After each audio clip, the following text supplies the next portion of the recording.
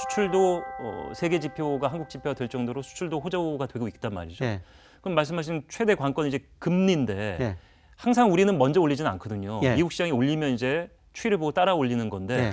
그럼 미국 시장 금리가 조만간 내년 하반기 전에 오른다는 말씀이신가요? 예, 전망하시기에? 내년 상반기쯤에 미국이 금리를 올릴 가능성이 아주 높습니다. 아. 예, 그러면 우리나라도 미국 먼저 금리를 인상하지 않을 텐데요. 예. 아까 말씀하신 것처럼 우리 경제 올해 4% 성장한다는 예. 겁니다. 작년에 마이너스 1%인데요. 근데 최근에 올수록 경제 성장률 전망치를 계속 높이고 있어요. 그래서 한국은행이 지난 2월 달에 우리 경제 올해 3% 성장할 것이다. 근데 이번에 4%를 올렸고요. 그다음에 물가도 소비자 물가도 지난 2월 달에 1.3% 오를 것이다. 근데 이번에 1.8%를 올렸어요. 그러니까 경제도 회복되고 물가도 오르니까 금리를 인상할 수밖에 없죠. 그런데 우리가 미국보다는 먼저 안 올릴 가능성이 높고요. 미국이 내년 상반기에 올리면은 우리도 뒤따라 아마 금리를 인상할 가능성이 높습니다. 그래서 내년 상반기에는 전 세계가 미국을 따라서 금리를 인상할 것이다. 그러면은 이제 너무 높은 수준에 있는 주가, 네. 그 다음에 부채 문제가 한번 터질 수도 있다. 그래서 저는 내년 하반기 경제를 좀 어렵게 보고 있는 것입니다. 일단 지금 어떤 상황인지 시청자 여러분들 이제 보시면서 본인이 어떤 경제 상황이고 금전적으로 어떤 위치에 있는지를 지금 생각하시면서 대처할 시간은 그러니까 있는 거예요, 아직은.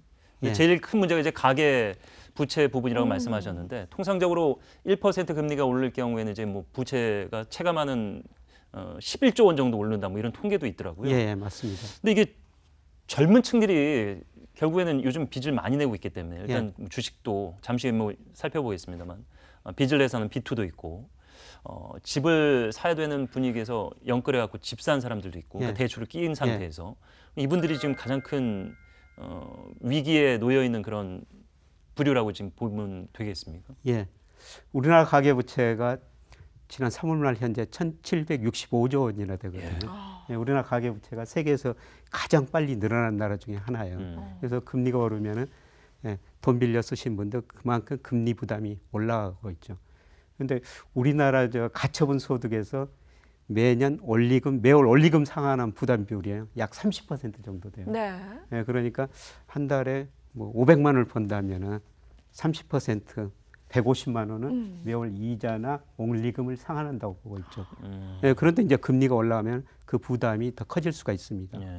그런데 금리가 올라가면은 좋아하는 사람들도 있죠. 뭐, 어르신들. 이분들은 금융 부채보다 금융 자산이 많은 사람들이 많거든요. 네. 근데 금리가 떨어지니까 이분들이 금융 소득이 굉장히 줄어들었는데 금리가 오르면은 이분들 금리 소득이 올라갈 수도 있어요. 그래서 금리라는 것은 올라가고 내려갈 때 금융 자산을 가지고 있는 사람들, 은행에 예금을 가지고 있는 사람들은 좋은데요. 네. 부채가 많은 사람들은 좀 어려워질 수가 있죠. 아니 그래서 저는 좀 불만인 게 금리가 일단 뭐 이제 오를 게 기정사실화 돼가기 때문에 내년에. 근데 대출 금리는 상당히 많이 오르면 예금 금리는 상대적으로 그렇게 변동이 크지 않은 것 같아요. 체감이 그러니까, 뭐 그렇게 돼서 그런가요? 그러니까 최근에 저 주식시장 보면 은행주가 많이 올랐거든요. 예.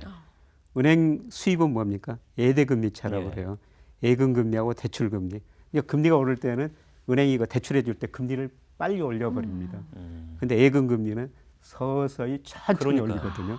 예, 금리가 오를 때는 대출 금리는 빨리 오르고 예금 금리는 뒤따라 서서히 올라가기 때문에 예대 금리 차, 대출 금리하고 예금 금리 차이가 커져가지고 은행들이 더 돈을 버는 거예요. 네.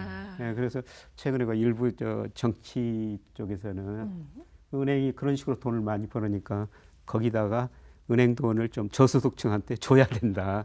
뭐 이런 이야기까지 나오고 있는 것이죠. 네. 앞서도 살짝 말씀을 해주시긴 했는데요. 그 예적금 금리도 이제 오를 거라고 보시는 거죠. 사실 그동안은 이자가 너무 낮아서 그냥 은행에 돈 넣어두면 바보다 이런 얘기 듣고 막 투자하고 그랬었잖아요. 예. 이건 좀 구체적으로 어떻게 보세요? 지금 은행에다 예금하면은 금리가 1년 저축성 예금이 0.9%도 안 되거든요. 네. 네, 그래서 사실 투자할 수밖에 없어요. 네, 그런데 우리나라 저 코스피 배당 수익률이 그냥 코스피 전체 수익을 했을 때 배당 수익률이 한 2% 정도 되거든요. 은행 이자보다 더 높죠. 그렇죠. 네, 그래서 이런 의미에서 우리가 주식 투자는 꼭 하셔야 됩니다. 물론 전 금융 자산을 주식 투자해서는 안 되고 그렇죠. 네, 자산 배분을 하셔야 되죠. 네. 자산은 일단 나이 든 분들이 많은데 예. 나이가 들면은 주식 비중은 줄여야 된다. 예. 그리고 젊을 때는 자산은 없는데 주식 투자는 좀 공격적으로 해야 된다. 예. 여기서 좀 모순이 있는 것 같아요. 항상 이게 보통적인 얘기잖아요. 예. 예. 근데 우리나라 가계가요. 뭐 자산이 전체 100이라고 그러면은 44% 정도를 은행에다 맡기고요. 아직까지도. 예, 31%를 보험에다 맡겨요. 대부분이 그냥 네. 안전자산이라고 예, 그리고 보여요. 주식은 18%까지 떨어졌다가 작년에 뭐 동학개미운동 주가 오르니까 22%인데요. 이게 이제 국가별로 다릅니다. 미국 사람들은 50%를 주식을 가지고 있어요. 오. 그러니까 미국 주가는 많이 오른 거죠. 예. 네. 그런데 일본 사람들은 14%만 주식으로 가지고 있고요. 54%를 은행에다 맡기고 있습니다. 네. 근데 일본 사람들 일본 은행금리 0%거든요. 어. 근데 0% 받고 어떻게 은행에다가 54%를 맡기느냐? 그렇죠. 네, 그거는 일본 물가가 계속 떨어졌기 때문입니다. 음. 그러니까 실질 금리라고 그러는데요. 0% 금리 받더라도 물가가 떨어지니까 내 실질 금융 자산은 늘어나거든요. 네, 그리고 일본 사람들이 67세에 상속받는데요. 67세 할아버지 할머니 돼가지고 상속받아가지고 주식 채권 투자 안 하고 그냥 은행에다 맡겨놓고 쓰다가 또 후손한테 물려주거든요. 근데 우리나라는 장기적으로 보면 미국식보다는 좀 일본식으로 가고 있어요. 우리나라도 한때 그 주식 비중이 2007년, 2008년 네. 이때는 그 25%까지 갔었어요. 예. 근데 그게 쭉 18%까지 떨어지다가 작년에 그 동학개미운동이라고 그래가지고 많은 국민들이 주식시장에 참여하면서 주가도 오르면서 22%까지 갔는데요. 두 분은 주식에 얼마나 투자하세요? 사실 저는 제법 했었고 해봤고 예전에 그리고 나름 뭐 제 그 경제 채널에 있었기 때문에 뭐 실력도 좀 있다 이런 평가를 받은 적도 있었습니다만 개미는 개미더라고요. 제가 그 소위 말하는 이제 산전수전 다 겪었는데 상장 폐지라는 것도 겪어보고 예. 상장 폐지라는 게 뭔지 아시죠? 네, 네. 네, 그냥 사라지는 겁니다. 그쵸. 네. 그런 아픔을 겪으면서 네. 나이도 이제 차가면서 주식 비중을 확 줄였어요. 솔직히 얘기하면. 예. 그래서 뭐 자산 대비해서 한 5%, 6% 근데 정도밖에 안 우리나라 돼요. 사람들 전체적으로 보면요. 예. 뭐 작년 3월 통계입니다만은 예, 전체 자산 중에서 77%가 실물 부동산이에요. 그렇죠.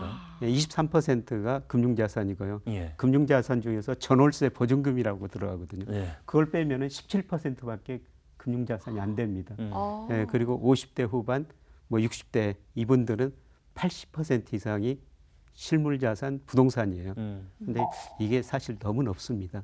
이걸 좀 줄여야 돼요. 예, 부동산 경기 최근 좋습니다만은 네. 갈수록 부동산은 저는 유동성이 떨어지는 자산이라고 보고 있거든요. 네. 부동산 유동성이 떨어진다는 것은 팔고 싶을 때 팔리지 않을 경우도 있다는 것이죠. 예, 그래서 적절하게 이 부동산 비중이 80%라는 것은 사실 너무 높거든요. 예, 조금 줄이시는 게 저는 좋을 것 같다 이런 말씀을 좀 드리고 싶습니다. 네.